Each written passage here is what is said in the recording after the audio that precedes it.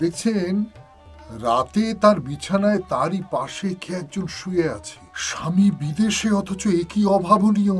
তাছাড়া কই মানুষ তো এত সুন্দর হয় না। ধর্মর করে উঠে বসলেন চন্দ্রমণি। দেখতে পেলেন মহাদেবের গা থেকে একটা আলো বেরিয়ে এসে ঘুরতে লাগলো হাওয়ার মতো। ঘুরতে ঘুরতে ছেয়ে ফেললো চন্দ্রমণিকে। চন্দ্রমণি বললেন স্বামীকে, আমার পেটে কেউ যেন এসেছে, এমনি মনে হচ্ছে সত্যি। বুড়ো বয়সে গর্ভ হয়ে রূপ যেন ফেটে পড়ছে।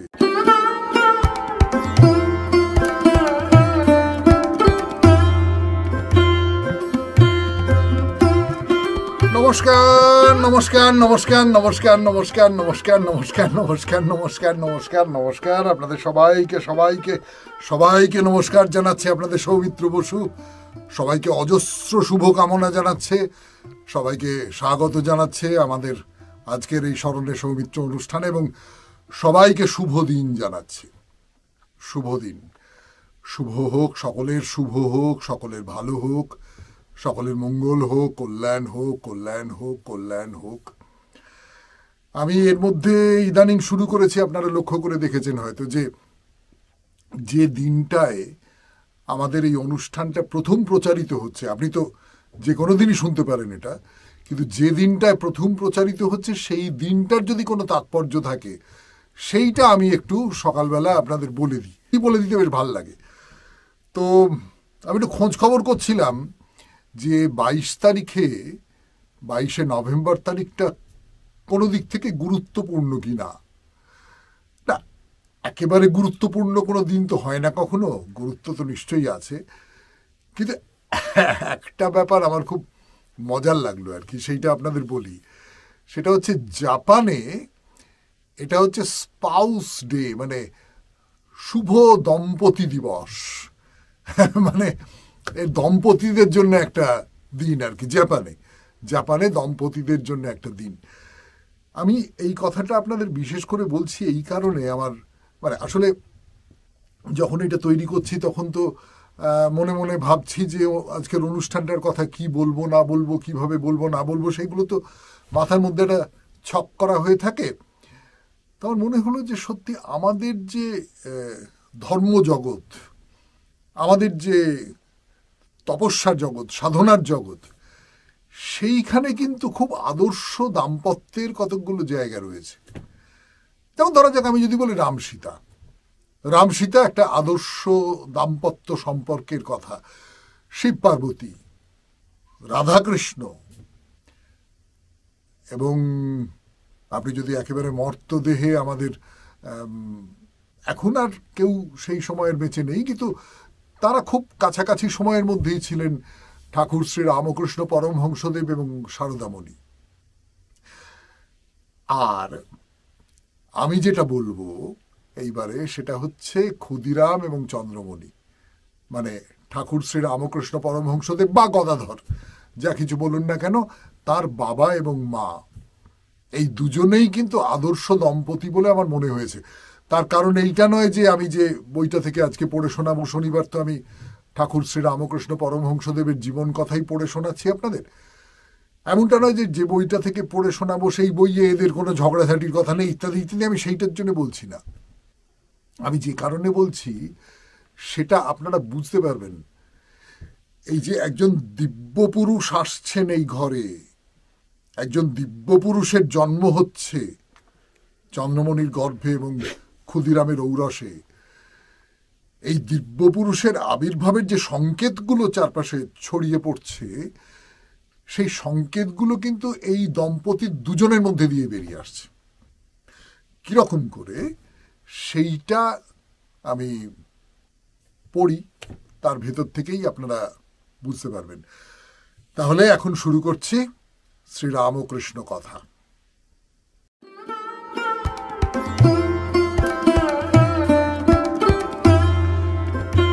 ঠাকুর শ্রীরামকৃষ্ণ পরমহংসদেবের জীবন কথা। এখনো পর্যন্ত তার জন্ম হয়নি, তার জন্মের আগের মুহূর্তের কথা বলছি। এর আগের দিন, আগের শনিবারে আপনাদের বলেছিলাম যে চন্দ্রমণির কাছে মা লক্ষ্মী স্বয়ং তাকে দর্শন দিয়েছেন। এবারে তারপরের একটা জায়গা থেকে পড়ে শোনাই ক্ষুদিরামের ক্ষেত্রে কি হয়েছিল। কাত্যায়নীর বড় অসুখ। কাত্যায়নী ক্ষুদিরামের মেয়ে। আনুড়ে তার শ্বশুর বাড়িতে তাকে দেখতে গিয়েছেন ক্ষুদিরাম। মেয়ের হাব ভাব কেমন যেন অস্বাভাবিক মনে হলো। মনে হলো ভূতাবেশ হয়েছে, ভূতে ধরেছে। চিত্ত সমাহিত করে দেহে দিব্যজনীকে আহ্বান করলেন ক্ষুদিরাম। প্রেতজনীকে সম্বোধন করে বললেন, কেন আমার মেয়েকে অকারণে কষ্ট দিচ্ছ? চলে যাও বলছি। কাত্যায়নীর জবানিতে বললে সেই প্রেতাত্মা, চলে যাব যদি আমার একটা কথা রাখো। কি কথা? যদি গয়া গিয়ে আমাকে পিণ্ড দিতে রাজি হও। আমার বড় কষ্ট। ক্ষুদিরাম তিল মাত্র দ্বিধা করলেন না, বললেন দেব পিণ্ড। কিন্তু তাতেই কি তুমি উদ্ধার পাবে? পাবো। তার প্রমাণ কি? তার প্রমাণ আমি এখনই দিয়ে যাচ্ছি। যাবার সময় সামনের ওই নিম গাছে বড় ডালটা আমি ভেঙে দেব। মুহূর্তে নিম গাছের বড় ডালটা ভেঙে পড়ল, আর কাত্যায়নীর অসুখও মিলিয়ে গেল বাতাসে। ক্ষুদিরাম গয়া রওনা হলেন। সেটা শীতকাল, 1241 সাল। পৌঁছলেন চৈত্রের শুরুতে। মধুমাসেই পিণ্ডদান প্রশস্ত। এখানে একটা কথা বলি আপনাদের। আমরা প্রচুর ওঝার গল্প পড়েছি, শুনেছি। ওঝারা ভূত ঝাড়ে এবং তারপর যখন ভূত খুব ব্যতিব্যস্ত হয়ে ওঠে, ওঝারা প্রহার করে ভূতকে। তো মানে ভূত যার শরীরে ভর করেছে তাকে প্রহার করে। এবারে সে যখন খুব ব্যতিব্যস্ত হয়ে ওঠে তখন বলে তুই চলে যা, এবং সে খুব রাগ করে, খুব সহ্য করতে না পেরে সেখান থেকে চলে যায়, সেই যে প্রেতাত্মা। অর্থাৎ ওঝার সঙ্গে প্রেতাত্মার যে সম্পর্কটা, সেই সম্পর্কটা কিন্তু বিরোধিতার সম্পর্ক। খেয়াল করে দেখুন, ক্ষুদিরামের সঙ্গে সম্পর্কটা কিন্তু এই যে প্রেতাত্মা, এই প্রেতাত্মার সম্পর্কটা কিন্তু বিরোধিতার হলো না। এটা কিন্তু নির্ভরতার হলো, এটা কিন্তু বন্ধুতার হলো, এইটা কিন্তু হলো যে আমি ছেড়ে চলে যাব, কিন্তু তুমি আমার হয়ে গয়ায় পিণ্ড দিয়ে এসো, আমার বড় কষ্ট। ক্ষুদিরাম বললেন আমি তাই দেব। এবং ক্ষুদিরাম সত্যি সত্যি সেই অচেনা অজানা একজন প্রেতাত্মা, তার জন্যে গয়ায় পিণ্ড দিতে গেলেন।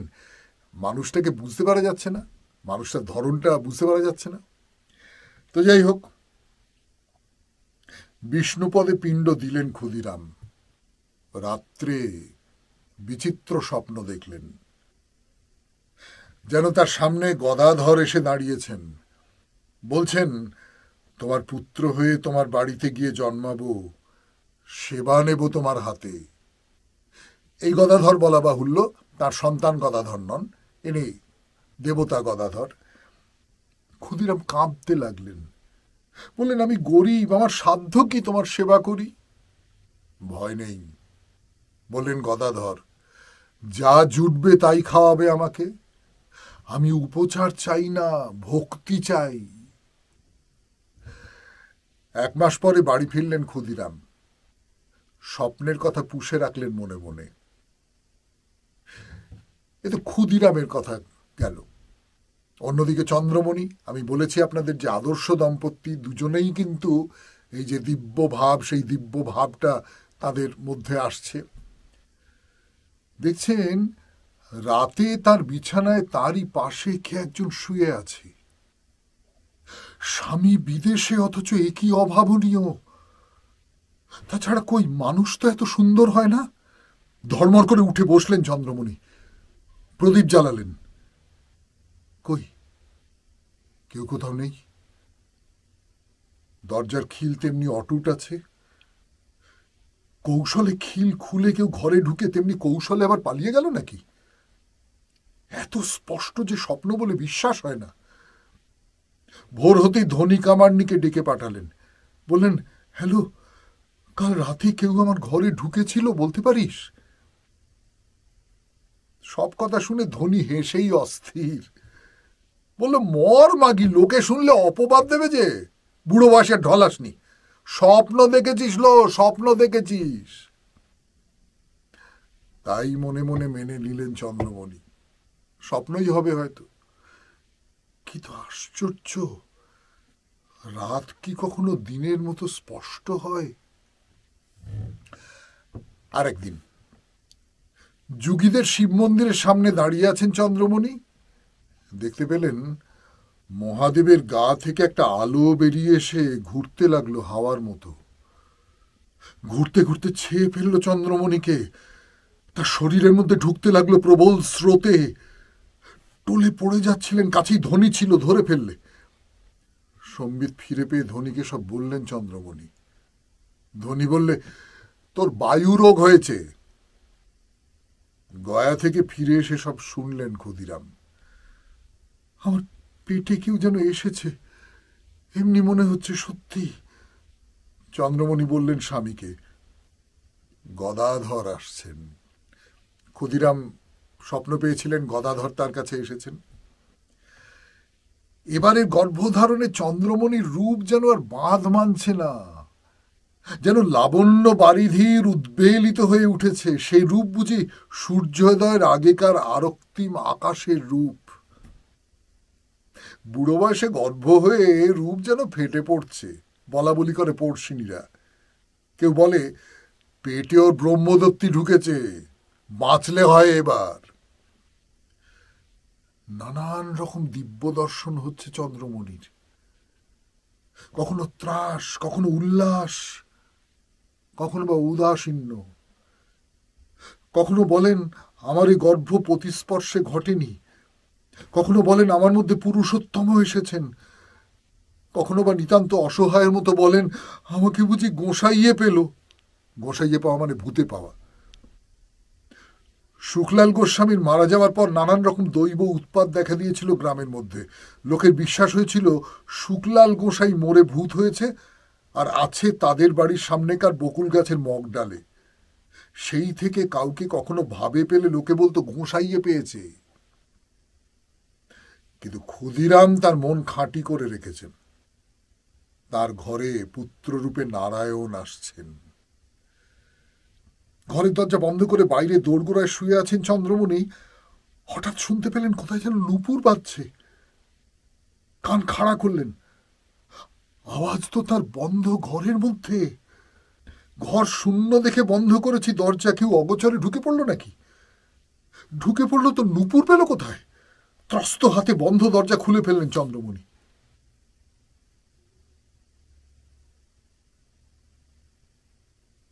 কেউ কোথাও নেই। যেমনি শূন্য ছিল তেমনি আছে।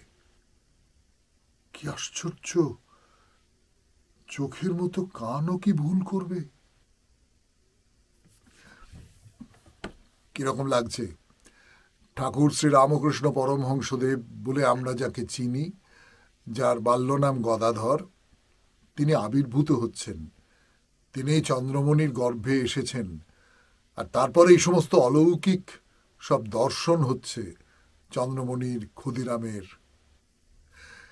আরো কথা বলবো, আরো পড়ে শোনাবো আপনাদের। মাঝখানে একটু চা খেয়ে নি, কেমন? আপনাদের বলছিলাম যে ঘরের মধ্যে কে যেন নুপুর পরে হাঁটছে। তো ক্ষুদিরামকে বলেছেন সে কথা, স্বামীকে বললেন। ক্ষুদিরাম বললেন গোকুলচন্দ্র আসছেন।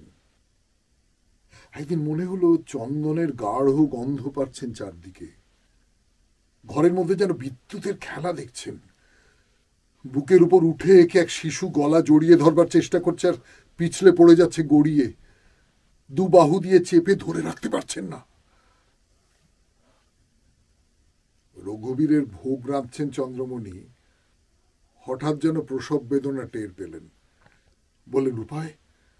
এখন যদি হয় ঠাকুরের সেবা হবে কি করে? যিনি আসছেন তিনি রঘুবীরের সেবার ব্যাঘাত ঘটাতে আসবেন না, বললেন ক্ষুদিরাম। তুমি স্থির থাকো, যার পূজা তিনিই তার ব্যবস্থা করবেন। এই যে একেবারে সমর্পণ করে দেওয়া। আমি রঘুনাথকে, রঘুবীরকে আমি ভক্তি করি, শ্রদ্ধা করি, তাকে পুজো করি। তার পুজোর যে আয়োজন করছেন চন্দ্রমণি, এই সময় প্রসব বেদনা উঠল, তার কথা তিনি বুঝবেন। আমি কেন এটা নিয়ে মাথা কামাতে যাচ্ছি, তুমি কেন এটা নিয়ে মাথা কামাতে যাচ্ছ, যা হবার তাই হবে। তিনি যদি না খেয়ে থাকেন তাহলে থাকবেন না। ঠাকুরের মধ্যাহ্ন ভোগ আর শীতল শেষ হলো নির্বিঘ্নে। রাতও প্রায় যায়। ধনী এসে শুয়েছে চন্দ্রমণির কাছে। বাড়িতে থাকবার মতো দুখানি চালা ঘর, তাছাড়া রান্নাঘর, ঠাকুর ঘর আর ঢেঁকি ঘর। ঢেঁকি ঘরেই আঁতুর পড়বে বলে ঠিক হয়েছে। ঘরে একদিকে ধান ভানবার একটা ঢেঁকি আর ধান সিদ্ধ করবার একটা উনুন। রাত ফুরোতে তখন ৮ ঘন্টা বাকি। চন্দ্রমণির ব্যথা উঠল। ধনী তাকে নিয়ে এলো ঢেঁকশেলে, শুইয়ে দিল মাটির ওপর। দেখতে দেখতে প্রসব হয়ে গেল। যা অনুমান করা হয়েছিল, পুত্র নরবেশে পরম পুরুষে এসেছেন, প্রতিশ্রুত প্রতিমূর্তি এসেছেন। দেখেছিস তুই? হ্যালো, দেখেছি। তুই চুপ কর, ঠান্ডা হ। দেখবি, তুইও দেখবি। এখন তোকেই আগে দেখা দরকার। ধনী সাহায্য করতে গেল প্রসূতিকে। কিন্তু এ কি সর্বনাশ! ছেলে কই? কই সেই নরকলেবর? চকা হরিণের মতো ছটফট করে উঠল ধনী। কাঁপা হাতে বাতির সলতে বাড়িয়ে দিল। ছেলে কই? দেখা দিয়েই অন্তর্হিত হয়ে গেল নাকি? ওমা, দেখেছ? পিছল মাটিতে হড়কে হড়কে ধান সেদ্ধর উনুনের মধ্যে গিয়ে ঢুকেছে। উনুনে আগুন নেই এখন, কিন্তু ছাই আছে গাদা করা। আলগোছে ধনী ছেলেকে টেনে নিল কোলে। ছাই মাখা ছেলে, ভাস্বর ভস্মভূষণ। শিব একেবারে জন্মেই ভস্ম মেখেছিলেন গদাধর। আমরা পরে জানতে পারবো যে ওই গ্রামে যাত্রা হচ্ছে, তাতে শিবের চরিত্রে অভিনয় করতে গিয়ে সমাধিস্থ হয়ে গিয়েছিলেন। নরেন্দ্রনাথের মধ্যে তিনি শিবকে দেখেছিলেন। শিব বারবার ফিরে এসেছে তার জীবনে। নানান দিক থেকে শিবকে দেখেছেন তিনি, শিবকে অনুভব করেছেন তিনি, শিব তাকে স্পর্শ করেছেন। ও মা, কত বড় ছেলে! প্রায় ৬ মাসের ছেলের মতো। ধনী নাড়ে চাড়ে আর ঘুরিয়ে ঘুরিয়ে দেখে। খালি গা, অথচ মনে হয় যেন কত মণিরত্ন পড়ে আছে। দ্বিতীয়া তিথি, কিন্তু মনে হয় যেন অদ্বিতীয় চাঁদ। বাংলা ১২৪২ সালের ৬ই ফাল্গুন, ইংরেজির ১৮৩৬ খ্রিস্টাব্দের ১৭ই ফেব্রুয়ারি। শুক্লপক্ষ, বুধবার, ব্রাহ্ম মুহূর্ত। ছেলে কোলে নিয়ে বসে একদিন রোদ পোয়াচ্ছেন চন্দ্রমণি। হঠাৎ মনে হলো কোল জুড়ে যেন তার পাথর পড়ে আছে, ভার যেন আর বইতে পারছেন না। হে, কি হলো বলো দেখি? কি আবার হবে? বিশ্বম্ভরের ভর হয়েছে ছেলের উপর। এই যে মানে কোথাও একটা, এই যে শিশু, তার ভেতরে কোথাও একটা অলৌকিকতার প্রকাশ ঘটছে।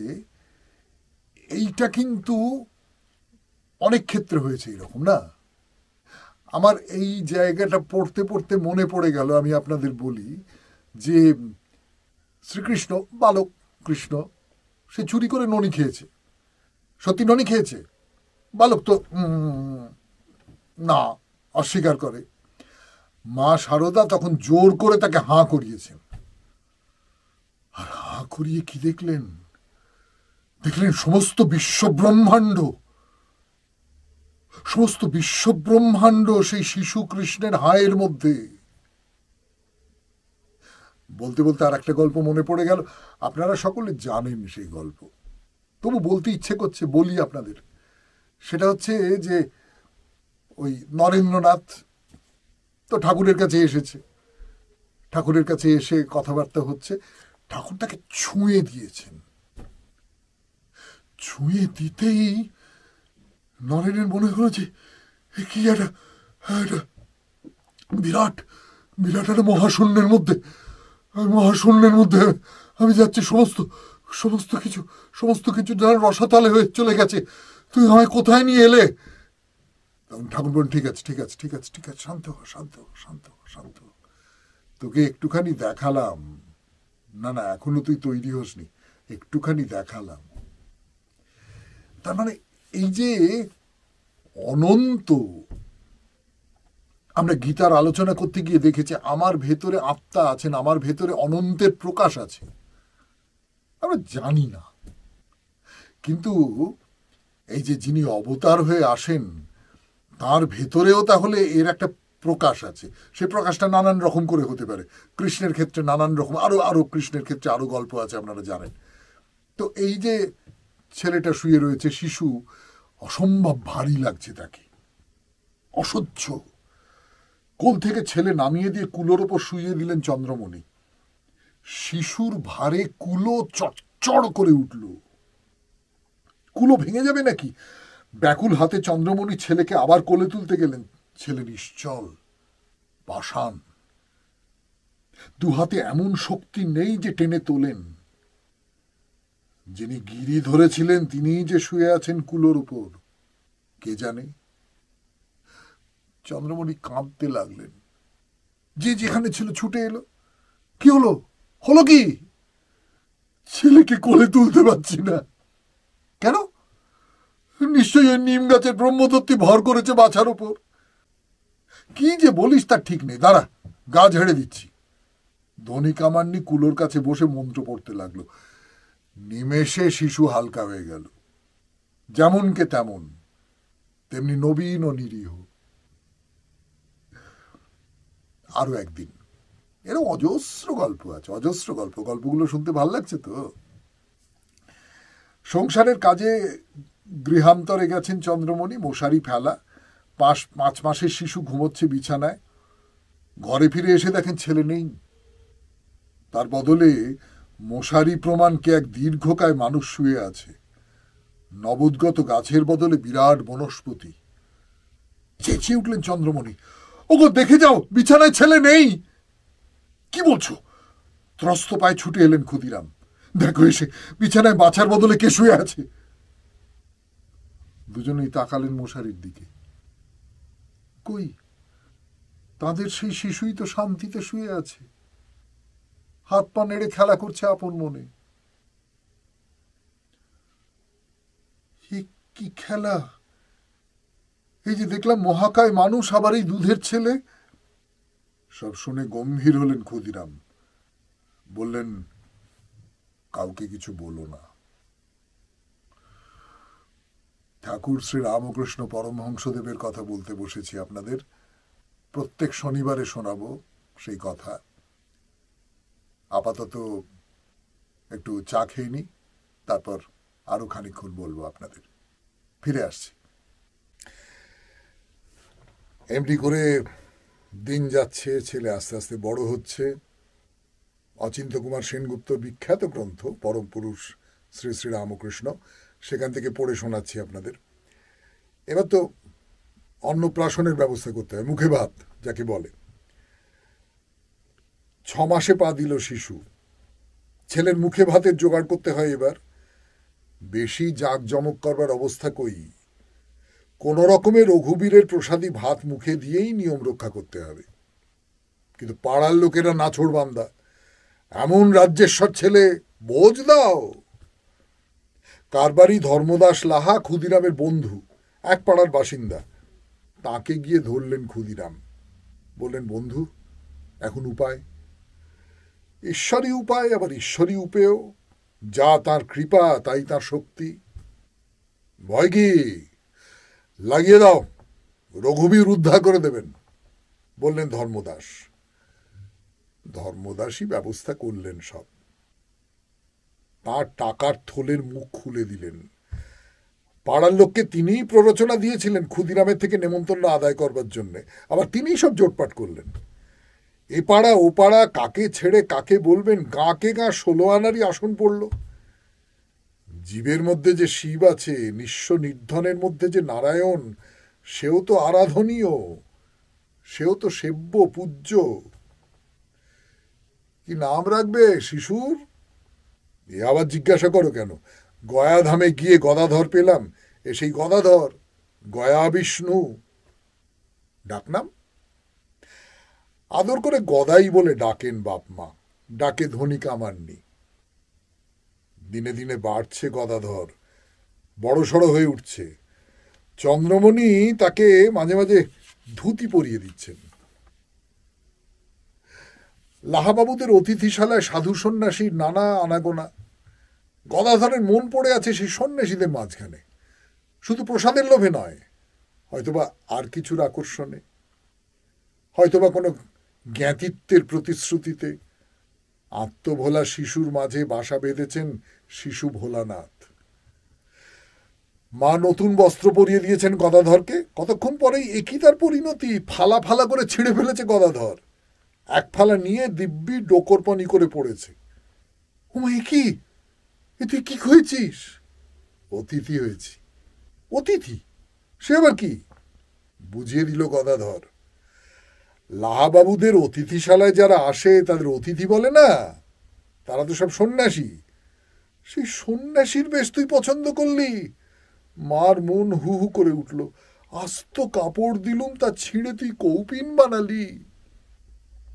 গদাধর হাসল।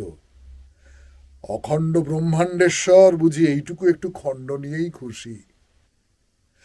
ছোট ছোট তিনখানি খোড়ো ঘর, তার মধ্যে একখানি আবার ঢেঁকি শাল, আশপাশে গাছপালা, ঝোপ জঙ্গল, দেখলেই মনে হয় গরিবের সামান্য কুটির।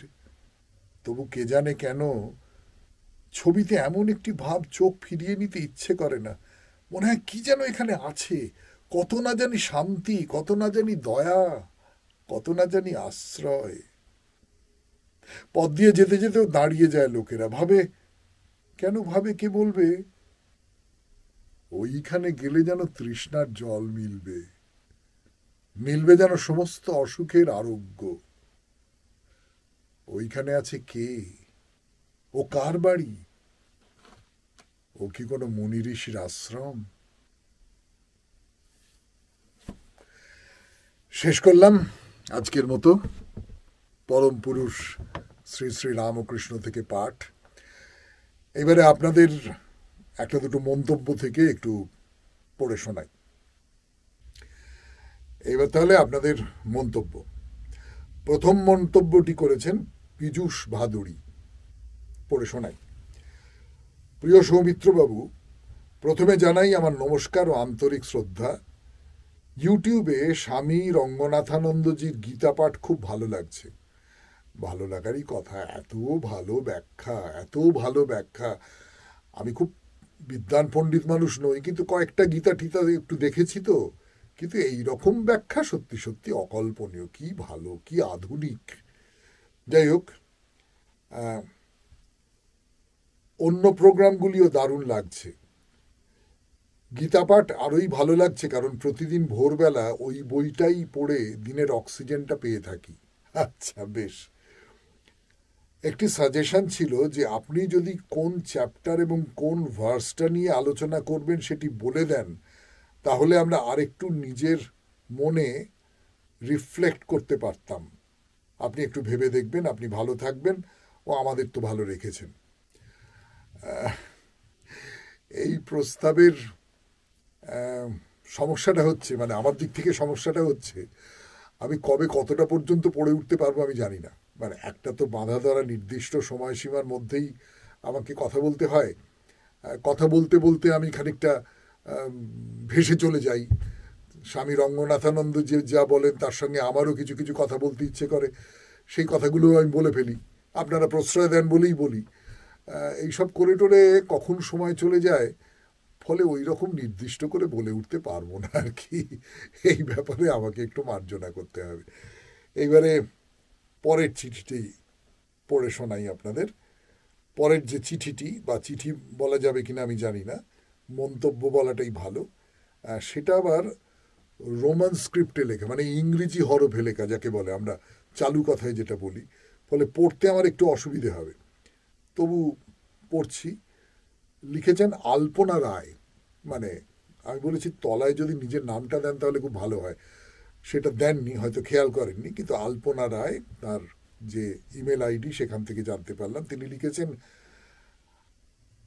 আমিও শুনেছি যে শূর্পণখা বুদ্ধি করে রাম রাবণের যুদ্ধ লাগিয়েছেন রাবণকে হত্যা করার জন্যে। সত্যি কিনা জানি না। আজ আবার মন্থরার গল্প জানতে পারলাম। আমি এরকমটা শুনিনি। মানে শূর্পণখা এরকম একটা ষড়যন্ত্র করেছিলেন যাতে তাই নিয়ে রাম রাবণের বিরোধ হয় এবং তার ফলে রামের হাতে রাবণের মৃত্যু হয়, যেমন মন্থরার ক্ষেত্রে হয়েছিল বলে কেউ কেউ মনে করেন যে মন্থরা আসলে দেবকন্যা ইত্যাদি। আমি শূর্পণখা সম্পর্কে এরকম কথা শুনিনি। আমি অনেক কিছুই জানি না, মানে আমি সব জানি এরকম দাবি তো আমি করব না। আসলে এইগুলো কিন্তু আমার নিজের ধারণা পরবর্তীকালে ভক্তরা তৈরি করেছেন, এবং সেই তৈরি করার পেছনে যে মনোভাবটা কাজ করছে সেটা হচ্ছে যে যিনি শত্রু তিনিও আসলে আরাধনাই করছেন, শত্রুভাবে আরাধনা বলে না তো, সেই জন্য শূর্পণখাও আসলে রামেরই আরাধনা করছেন, এই রকম একটা অর্থ তৈরি করবার জন্য এরা করেছেন। পরের যে লেখাটি সেটি লিখেছেন সুভাষ শুভময় পাল বা এই ধরনের কিছু একটা নাম, আমি ভালো করে বুঝতে পারলাম না। শীতের আমেজ গায়ে মেখে শুরু হোক স্মরণে সৌমিত্র, জেঠু শীত পড়ছে, এই শীতে আমাদের বাংলার এক অন্যতম ঐতিহ্য পালা গান, তা নিয়ে যদি কিছু বলেন। এই অনুষ্ঠানটা তো ইউটিউবেও যেভাবে বলা আছে সেটা হচ্ছে এটা একটা মুখ্যত ধর্মীয় আত্মচেতনার অনুষ্ঠান। এই অনুষ্ঠানের সঙ্গে পালা গানের যোগাযোগটা খুব একটা কিছু ভালো হবে বলে তো আমার নিজের মনে হচ্ছে না। তাহলে 3টে মন্তব্য পড়ে শোনালাম, এই 3টে মন্তব্যই আজকের মতো থাক, অনুষ্ঠান শেষ করি। সবাই খুব ভালো থাকবেন, আনন্দে থাকবেন।